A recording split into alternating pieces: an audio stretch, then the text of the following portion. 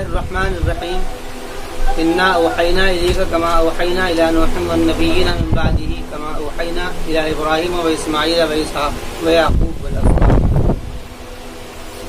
مضمون پیچھے سے جو تھا وہ یہود کی معزولی کا حکم چل رہا تھا، کبھی ماں کے اوپر عطف کر کے بہت ساری چیزوں کا عطف کیا تھا، ان کے وعدے توڑنے کی وجہ سے، ان کے نبیوں کو قتل کرنے کی وجہ سے، اور ان کے ظلم کرنے کی وجہ سے، اور ان کے سود کھانے کی وجہ سے۔ یہ بہت سارے ایمان و اخلاقی خرابیاں ذکر کی گئی، ایمان و اخلاقی خرابیاں اور اعمال و تبلیغ کی خرابیاں، یہ دونوں ذکر کی گئی۔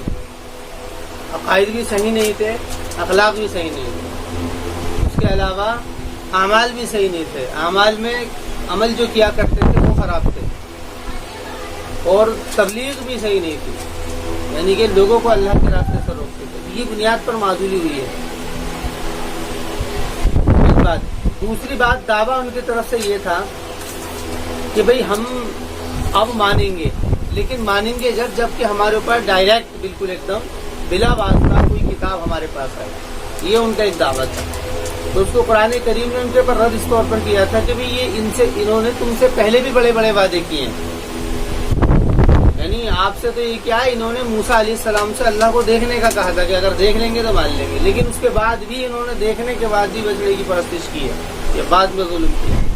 تو قرآن کریم کہہ رہا ہے کہ یہ کتاب جو ہم نے تم کو دی ہے، یہ کتاب ایسی نہیں ہے، بلکہ اللہ تعالیٰ کا طریقہ ہر کتاب کے لیے یہی رہا ہے، چاہے وہ قرآن یا تمہارے اوپر اترنے والی کتاب ہو یا اس سے پہلے جتنی بھی کتابیں ہوں، سب کو اللہ تعالیٰ نے بلا واسطہ اتارا ہے، یعنی بالواسطہ اتارا ہے جبرائیل کے راستے سے۔ یہ اللہ تعالیٰ کا دستور نظام رہا ہے۔ اب ان نبیوں کو یاد دلایا جا رہا ہے کہ کن کن نبیوں کے ساتھ میں ایسا معاملہ ہوا ہے۔ حالانکہ انبیاء علیہ السلام کے ساتھ سب کے ساتھ میں وحی کا سلسلہ ہوا ہے، لیکن ان کے سامنے ان نبیوں کا ذکر کیا گیا ہے جو کہ بنی اسرائیل کے یہاں پر جو مشہور نبی تھے، معروف نبی تھے، جن کو وہ پہچانتے تھے، جانتے تھے، بلکہ ان کے یہاں پر ان کی حیثیت ایک قوام کی اور ایک یعنی کہ نبی ہونے کی حیثیت تھی۔ تو فرمایا انا اوحینا الیک، کہ ہم نے وحی کی ہے ان کی طرف، یعنی کہ جیسے کہ ہم نے وحی کی ہے، جیسے کہ کتاب کا طریقہ اتارنے کا ہمارا تمہارے ساتھ میں رہا ہے، بالواسطہ اتارا ہے جبرائیل کے واسطے سے، ایسے ہی ہم نے پہلے بھی ایسے ہی کیا ہے۔ اس میں کیا ہے، کما اوحینا الی نوح والنبیین من بعدہ وَأَوْحَيْنَا إِلَىٰ إِبْرَاهِيمَ وَإِسْمَاعِيلَ وَإِسْحَاقَ وَيَعْقُوبَ وَالْأَسْبَاطِ۔ یہاں تک تو ترتیب جو ہے وہ تاریخی ہے۔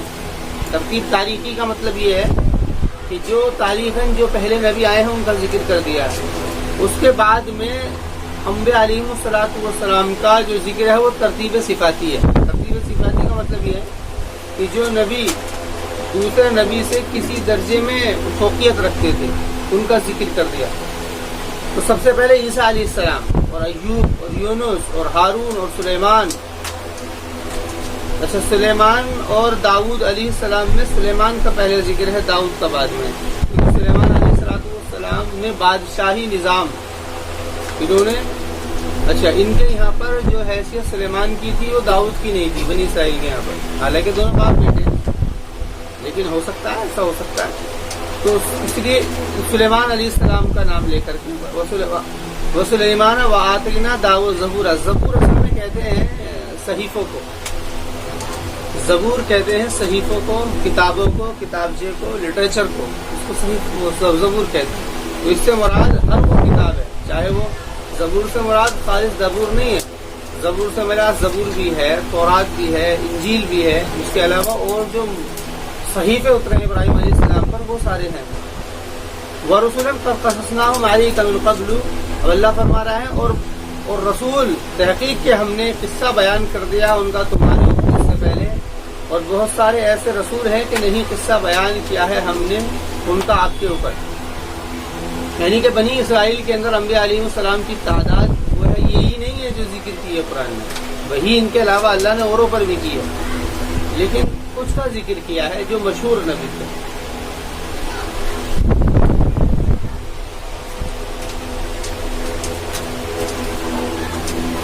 روایت میں ہے کہ اللہ تعالیٰ نے 8000 نبی بھیجے ہیں، ان میں سے 4000 بنی اسرائیل میں ہیں اور 4000 سارے لوگوں میں ہیں.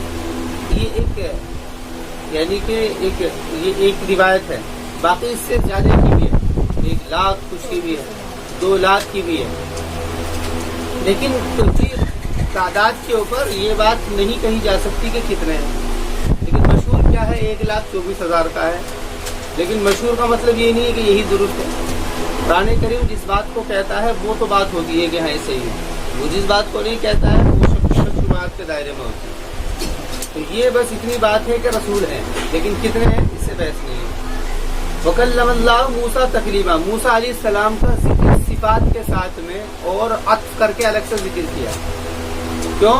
کیونکہ موسیٰ علیہ السلام کی حیثیت ان کے یہاں پر جو تھی وہ ایک امتیازی حیثیت تھی.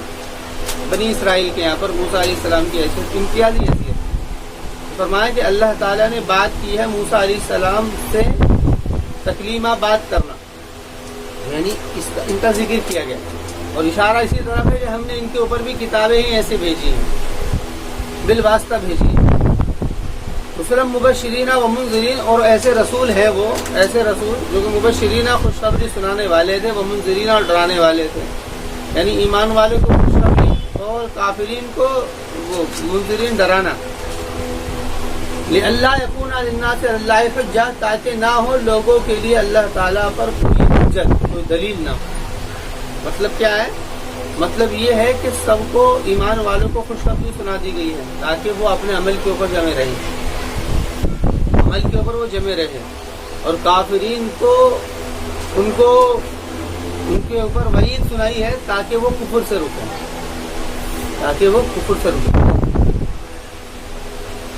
اللہ یکون علی الناس, تاکہ نہ ہو لوگوں کے لیے اللہ تعالیٰ پر کوئی دلیل بعد الرسول, رسول کے بعد میں.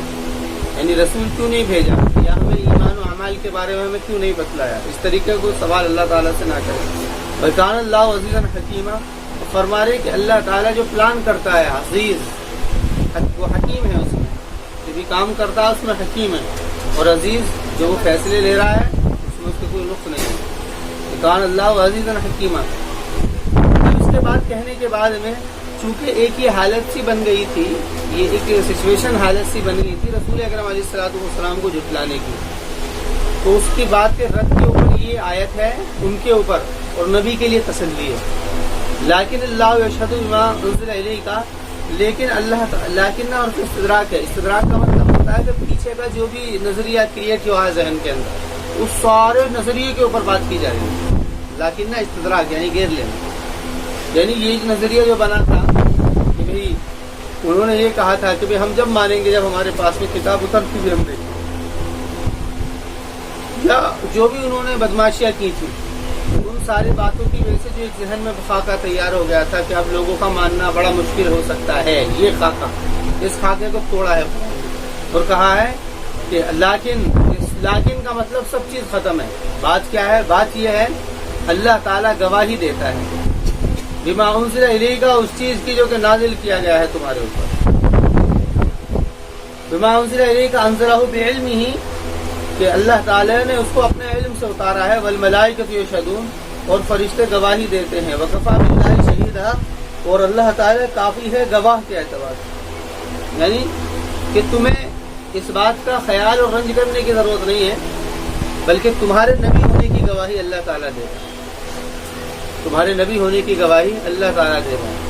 اور یہ گویا کہ وہ کلام ہے کہ اس کلام کے اوپر کوئی شک و شبہات کا کوئی طریقہ ہی نہیں رہتا ہے, کوئی شک و شبہات کا کوئی طریقہ نہیں رہتا. وکفی باللہ شہیدا, اور اللہ تعالیٰ کافی ہے گواہ کے اعتبار سے. ان الذین کفروا وصدوا عن سبیل اللہ فقد ضلوا ضلالا بعیدا, بے شک وہ لوگ کہ جنہوں نے کفر کیا ہے وصدوا عن سبیل اللہ, اور روکا ہے انہوں نے اللہ کے راستے سے, ضلالا بعیدا, تحقیق کہ وہ گمراہی میں پڑ گئے ہیں, دور کی گمراہی. ان الذین کفروا باللہ سے مراد ایمان و اخلاق کی خرابی ہے, اور ایمان و اخلاق و اعمال, ایمان و اخلاق یہ دونوں چیزیں تو ماننے سے متعلق ہیں, اور اعمال و افعال یہ اعضاء سے متعلق ہیں. اعمال جو کہ عبادت کے لیے عمل ہوتے ہیں, اور افعال جو کہ بندوں سے معاملات میں ہوتے ہیں, لین دین ہے, تجارت ہے, کاروبار. تو ایمان و اخلاق، اعمال و افعال اور تبلیغ، یہی 3 چیزیں ہیں جو کہ نبی کی ذمہ داری لگائی جاتی تھی۔ پہلی بات یہ تھی کہ یتلو علیہم آیاتہ، کہ وہ ان کے اوپر تبلیغ کریں گے۔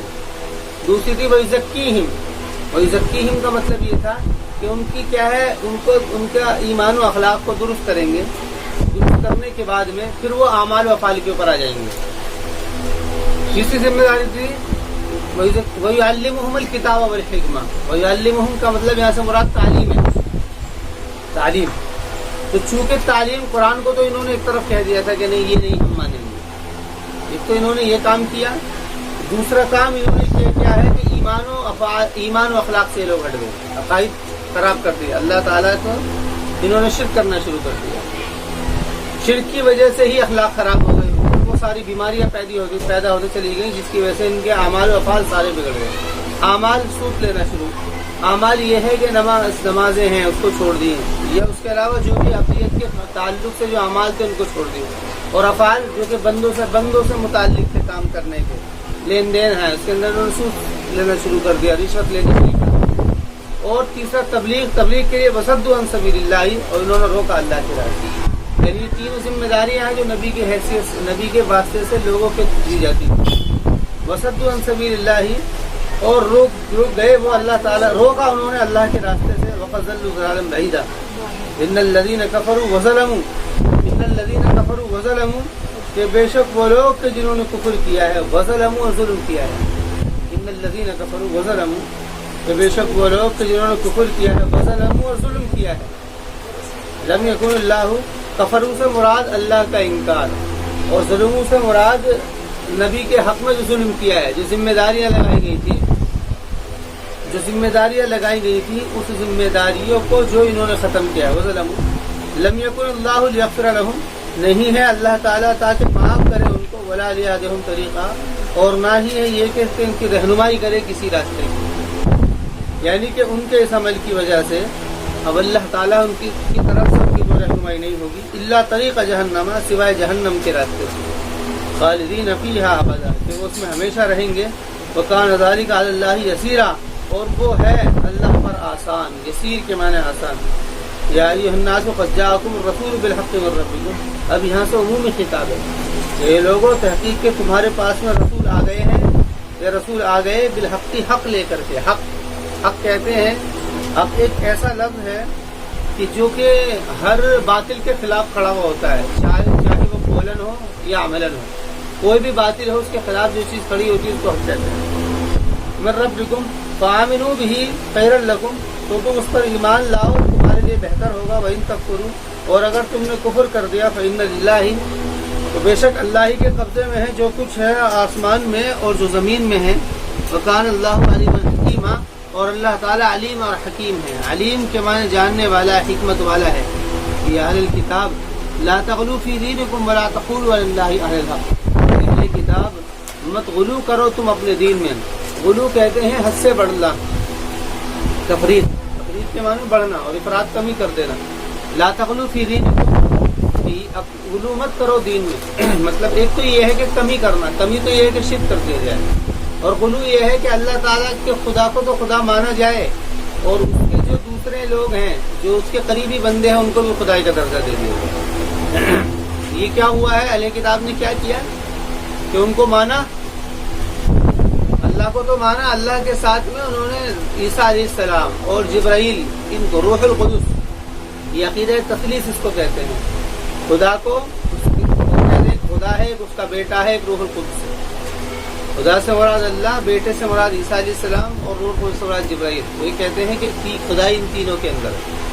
تو خدا نے اس پر رد کیا ہے، لا تغلوا فی دینکم، کہ غلو مت کرو اپنے دین میں، ولا تقولوا علی اللہ الا الحق، کہ جس کا نتیجہ یہ نکلے کہ تم اللہ تعالیٰ کے اوپر باطل بکنے شروع کر دو۔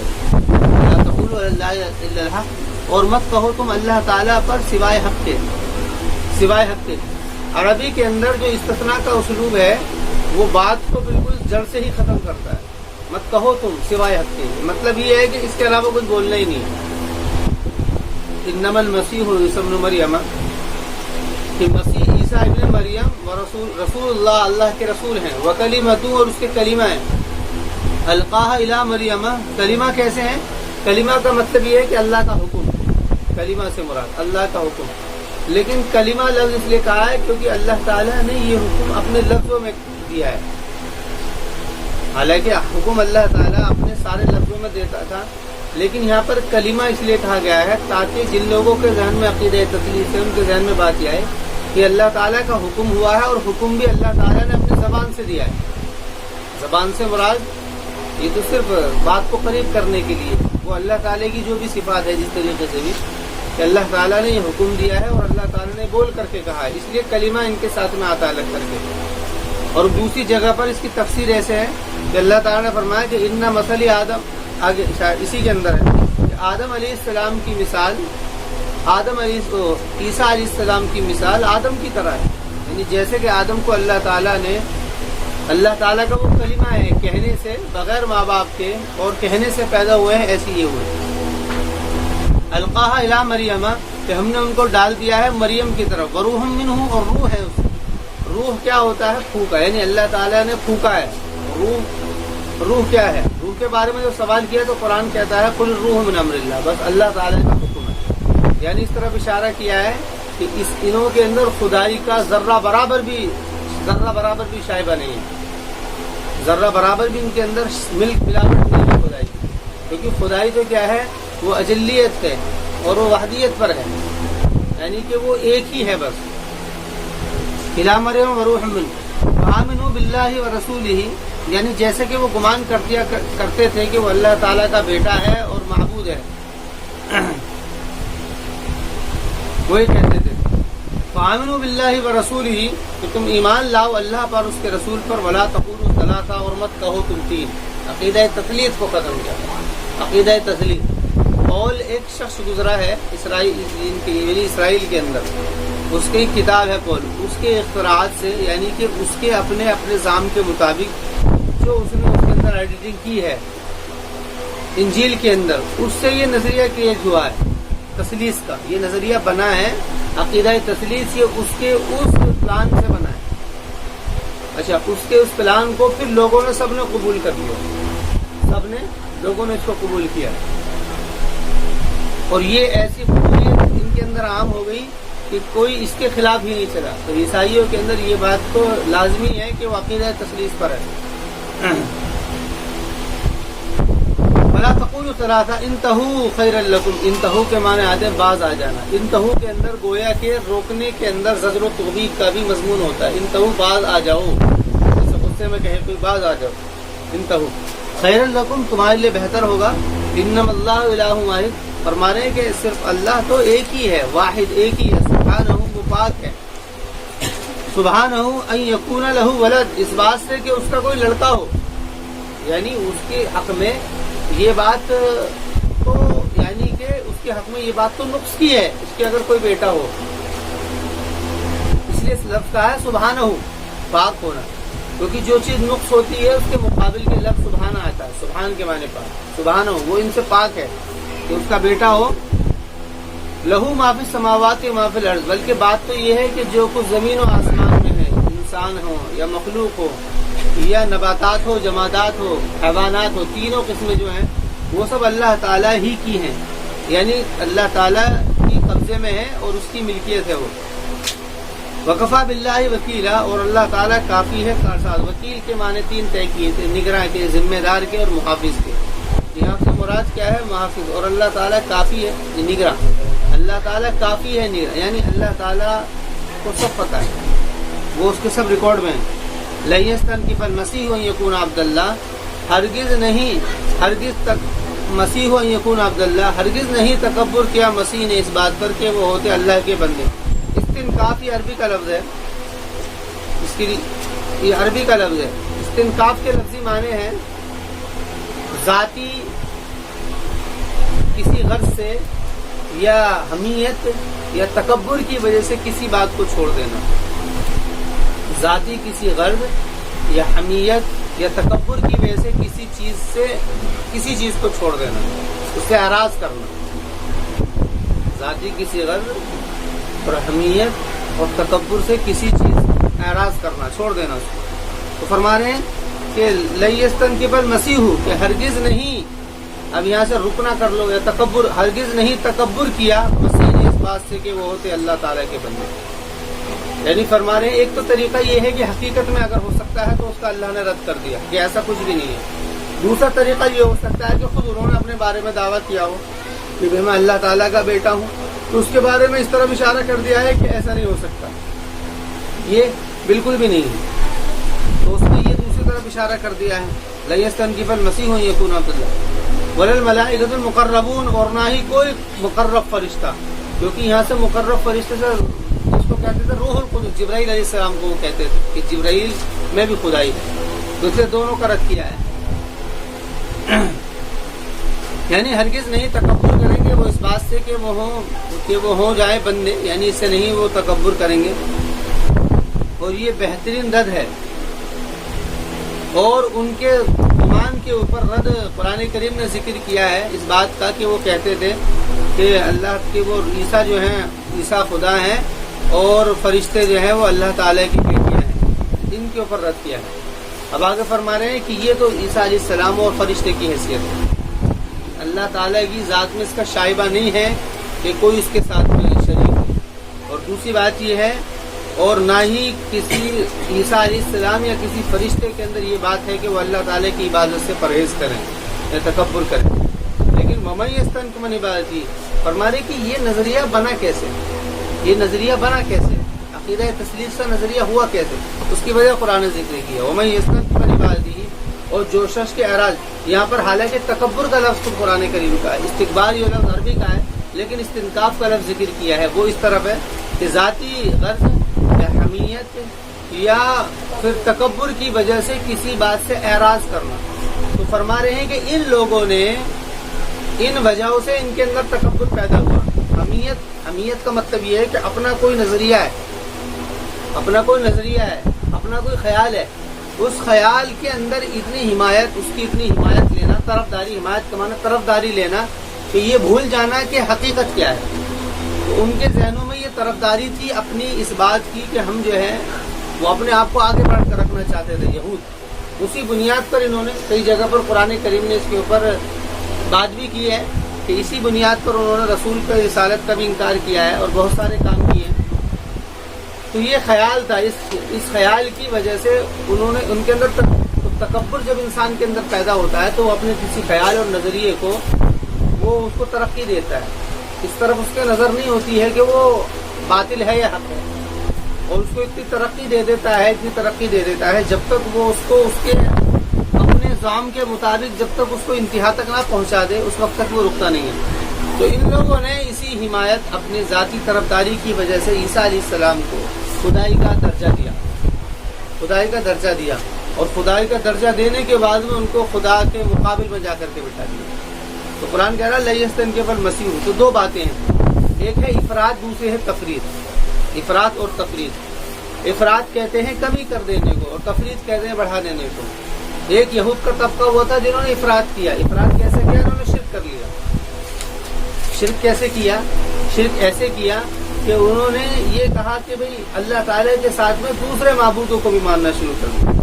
جیسے کہ پیچھے کسی سورہ کے اندر یہ مضمون آیا تھا کہ انہوں نے کہا کہ بھئی رسول اکرم علیہ السلام سے کہا کہ تمہارے دین سے اچھا دین تو ان کا ہے، مشرکین کا، مکے والوں کا. یہ تفرید اور افراد، یہ ہے افراد. اور تفرید کیا ہے؟ بڑھ جانا. انہوں نے دوسرے طبقے نے، اہل کتاب نے کیا کیا؟ تفرید کی. وہ کیسے کی کہ انہوں نے اللہ کو تو مانا، شرک نہیں کیا، لیکن اس کے ساتھ میں ان کو بھی خدا بنا دیا کہ جو کہ اس کے مقرب بندے تھے، مثلا عیسیٰ علیہ السلام تھے یا فرشتے تھے.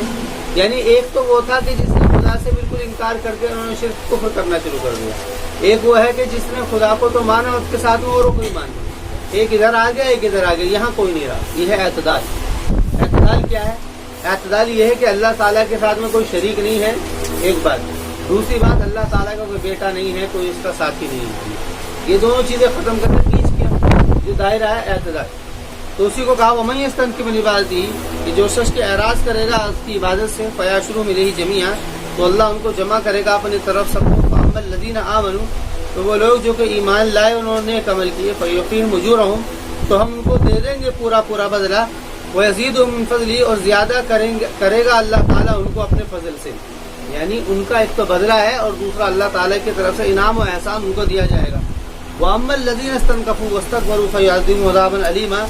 لیکن وہ لوگ بہرحال وہ لوگ کہ جنہوں نے استنکاف کیا، استنکاف یعنی ذاتی حمیت یا پھر ذاتی غرض یا حمایت کی وجہ سے انہوں نے تکبر کیا اور اس کو کھول دیا. پھر واو تفسیر یہ ہے، یہ یعنی کہ اس ذاتی غرض یا حمایت کی وجہ سے انہوں نے کیا کیا؟ تکبر کیا.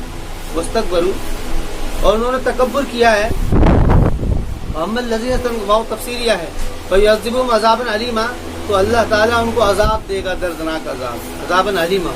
وَلَا يَجِدُونَ لَهُم مِّن دُونِ اللَّهِ وَلِيًّا وَلَا نَصِيرًا، اور نہیں وہ پائیں گے اللہ تعالیٰ اپنے لیے اللہ تعالیٰ کے علاوہ کسی کو ولی اور نہ ہی مددگار، نہ ہی دوست ان کا کوئی ساتھ دے گا اور نہ ہی ان کا کوئی مددگار ہوگا.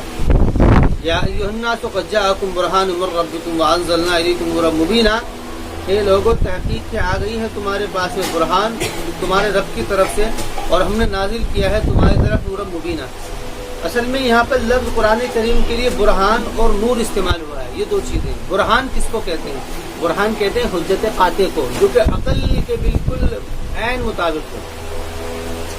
جو دلائل اور ثبوت جو عقل کے عین مطابق ہوتے ہیں اس کو کہتے ہیں برہان، یعنی عقل اس کو تسلیم کر لیتی ہے کہ ہاں یہ صحیح بات ہے، اس کو کہتے ہیں برہان. اور نور کہتے ہیں انسان اپنے اعمال و افعال کے اندر جن چیزوں سے رہنمائی پاتا ہے، اعمال و افعال کے اندر، ایمان و اخلاق کے اندر، اعمال و افعال کے اندر، اور تبلیغ و اصلاح کے اندر جن چیزوں سے آدمی رہنمائی پاتا ہے وہ قرآن کریم ہے. یعنی یہ بات فرما دی ہے کہ پہلے تو یہ عقل میں پوری ہے اور انسان کی ان چیزوں میں رہنمائی کرنے والی ہے. نور روشنی، روشنی کا مطلب کیا ہوتا ہے کہ آدمی اندھیرے میں اس سے رہنمائی حاصل کرتا ہے. وَأَنزَلْنَا عَلَيْكُمْ نُورًا مُبِينًا وَأَمَّا الَّذِينَ آمَنُوا بِاللَّهِ، بہرحال وہ لوگ جو کہ ایمان لائے ہیں اللہ تعالیٰ پر. یہاں پر قرآن کریم کی حیثیت کو اور ان ساری چیزوں کو ذکر کیا جا رہا ہے. جو ایمان لائے ہیں اللہ پر اور اعتصام مضبوطی سے پکڑ لیا انہوں نے اس کو، فَسَيُدْخِلُهُمْ، تو عنقریب ہم ان کو داخل کر دیں گے. فَسَيُدْخِلُهُمْ، تو عنقریب داخل کر دیے جائیں گے وہ، فِي رحمت منہ، اس کی رحمت میں، اللہ تعالیٰ کی رحمت میں، وفضل، اور فضل میں، وَيَهْدِيهِمْ إِلَيْهِ صِرَاطًا مُسْتَقِيمًا، اور ہدایت دے گا ان کو اللہ تعالیٰ اپنی طرف صراط مستقیمہ، سیدھے راستے کی. صراط اور سبیل یہ دو لفظ آتے ہیں، صراط اور سبیل. صراط اور سبیل، سبیل اصل میں کہتے ہیں مہم کو، کوئی پلان ہے، کوئی کام ہے، کوئی تحریک ہے، کوئی تنظیم ہے، اس کے لیے سبیل کا لفظ آتا ہے. اس لیے قرآن کریم نے سبیل اللہ کا لفظ سنا، یعنی کوئی بھی ایسا کام جس کے اندر مخلوق کو خالق سے جوڑنے کی کوشش کی جا رہی ہو وہ سبیل اللہ میں شامل ہے. اور صراط مستقیمہ سے مراد اعمال ہے، یعنی کہ اس سے وہ اللہ کے قریب ہو گیا. ایک ہے سبیل، پہلے سبیل ہے بعد میں صراط ہے. سبیل کے ذریعے سے اللہ مخلوق خالق کو پہچانے گی اور صراط کے ذریعے سے خالق تک پہنچے گی. یہی صراط مستقیمہ. مستقیم اس لیے کہہ دیا گیا ہے کیونکہ پہلے ان لوگوں نے، ان کو بھی دیا گیا تھا صراط، لیکن انہوں نے اس کو ٹیڑھا کر دیا. مستقیمہ یعنی اب یہ کہہ دیا ہے کہ اب جو یہ ہے یہ صراط مستقیمہ. یستفتونک، یہ گویا کہ یہ اہل کتاب سے خطاب ہوتا ہے. صراط مستقیمہ تک جب جاتا ہے تو اہل کتاب سے خطاب ہوتا ہے کہ تمہارا جو تمہارے سامنے جو صراط ہے نا وہ تورات اور انجیل کی شکل میں، اب یہ مستقیم نہیں رہا ہے، یہ وجہ ہو گیا، اس کا ٹیڑھ ہو گیا. اب جو ہے مستقیم یہ ہے. یستفتونک، وہ آپ سے فتویٰ لیتے ہیں. یستفتونک قل اللہ یفتیکم فی الکلالہ، تو آپ ان سے کہہ دیے کہ اللہ تعالیٰ تم کو فتویٰ دیتا ہے کلالہ. یہ سورت کا بالکل آخری مضمون ہے جو آیا ہے، کیونکہ سورت جو شروع ہوئی تھی، ایک مرتبہ پھر اس کے اوپر ہم غور کر لیں گے. سورت جو شروع ہوئی ہے سورہ نساء، یہ حقوق، اس کے اندر تذکیہ و تذکیر کا پہلو تھا، اور خصوصاً اس میں عورتیں زیر بحث تھی، بلکہ خصوصاً کیا مضمون ہی ان کے لیے. اس میں بہت سارے پھر تذکیہ و تذکیر کے اسلوب دیے کہ بھئی اس طریقے سے کرو، اس طریقے سے کرو، عورتوں کے ساتھ میں صحیح رہو، یتیموں کی پرورش کا مسئلہ ہو تو بھی عورتوں کے ساتھ میں ظلم کا کوئی معاملہ نہ ہو. وصیت کا، پھر اس کے بعد میں وصیت کا حکم آیا تھا کہ وہ وصیت جو ہے کرو، اور یہ کہا کہ جو ان کا وراثت میں حق ہے وہ دو. اور فرما رہے اچھا وراثت کے حقوق سے متعلق ایک یہ بات رہ گئی تھی، حالانکہ وہاں پر بھی آ گئی تھی لیکن اس کو الگ سے ذکر کر دیا ہے یہ گویا کہ خاص کا عام کے بعد میں ذکر ہے. عموماً ایک مضمون کو ذکر کر دیا ہے، بعد میں سے اسی میں سے ایک مضمون کو نکال کر کے الگ سے ذکر کیا ہے. اس کو کہتے ہیں خاص بعد العام، یعنی ہے اسی میں سے ہی لیکن اس کی طرف نشاندہی کرنے کے لیے، توجہ دلانے کے لیے ایسا ہوتا ہے. تو یہاں پر کلالہ اس کو کہتے ہیں جس کے اصول اور فروع میں سے کوئی نہ ہو.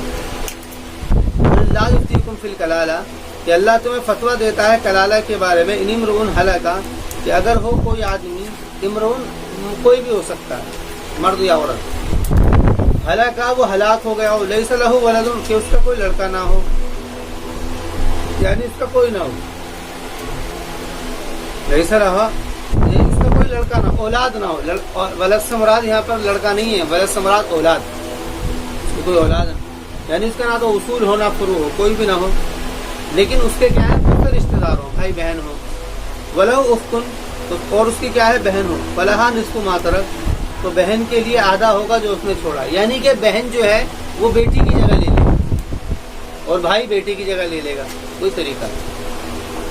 فلہا نصف ما ترک وہو یرثھا، اور وہ اس کو وارث بنائے گا. ان لم یکن لہا ولد، کہ اگر نہ ہو اس کے کوئی اولاد. ان لم یکن لہا ولد فإن کان، ان لم یکن لہا ولد فإن کانت اثنتین، اور اگر بہن کیا ہے ایک ہو تو ایک ہے، اگر ایک عورت ہوتی ہے بہن، اگر اولاد میں سے بیٹی ہے تو اس کو آدھا ملتا ہے، دو ہوتا ہے تو 2 ثلث ملتا ہے. اسی طریقے سے بہن کا بھی یہ معاملہ. فإن کانت اثنتین، اور اگر بہنیں 2 ہوں، فلہما الثلثان، تو دونوں کے لیے 2 تہائی ہے، اور اگر 2 سے زیادہ ہوں تو وہی چلتا چلا جائے گا. مما ترک.